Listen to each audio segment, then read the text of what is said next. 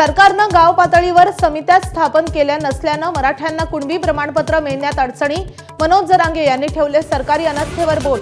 अधिकारी वरून आदेश नाहीत असं सांगत असल्याचा दावा। हैदराबाद गॅझेटच्या अंमलबजावणीनंतर मराठवाड्यात फक्त 98 मराठ्यांना मिळाली कुणबी प्रमाणपत्र। विभागीय आयुक्तांची एबीपी माझाला माहिती।